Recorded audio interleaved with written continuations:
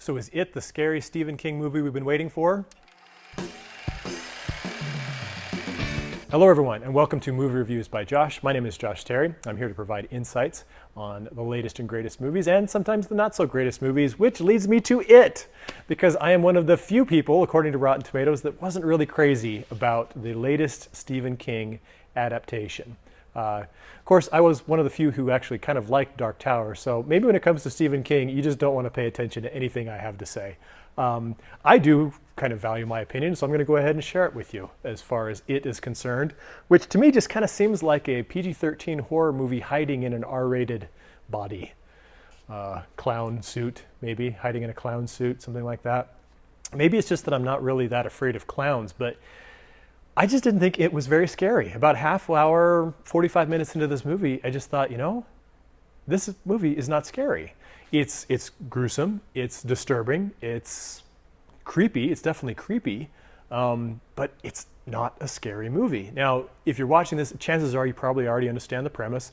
It's set in that little town in Maine that Stephen King loves to mine so much, because that's kind of the area where he grew up. It's called Derry, Maine, and it's this strange town where all these, crazy things keep happening, and people vanish, especially children.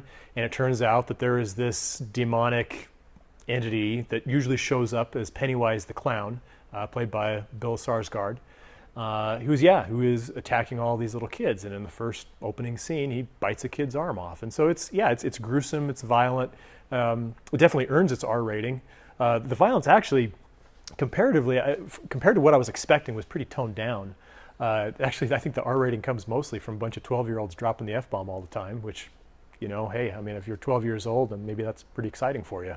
You got this town, you got this demonic clown monster thing who actually takes the shape of whatever the kid is scared of.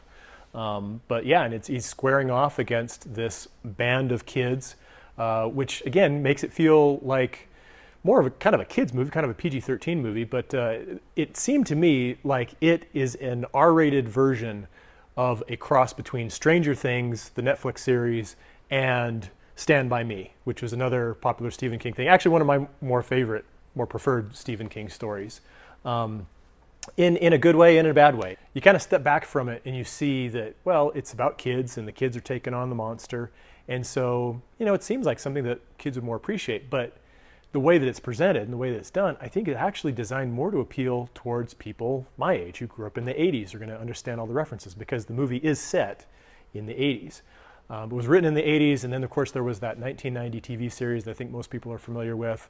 That was a TV series, and so it's not nearly as gory, and so I think that, if you're looking forward to seeing the story, but with ramped up violence and profanity and that kind of thing, it might be kind of satisfying. But again, in spite of the intense adult content and all that kind of thing, the tension isn't there. This is not a suspenseful movie. They try to build up a sense of dread, but I'm sorry, this thing was just not scary. And I have a tough time endorsing a movie that's a horror movie that isn't scary. It is rated R for violence, a lot of blood, lots of profanity. There's no real sexual content or anything like that. It is violence against kids in a couple cases. That might make it a little bit more disturbing. But outside of that, I wound up giving this one about 2.5 stars out of 4. So apologies to all of you diehard Stephen King, It clown fanatic or clown fearing fans. So what is your favorite Stephen King movie? Thanks for watching. This has been Movie Reviews by Josh. My name is Josh Terry. You can leave your comments and complaints in the section below. I'm just anticipating that everybody's going to disagree with me on this one, so let me have it.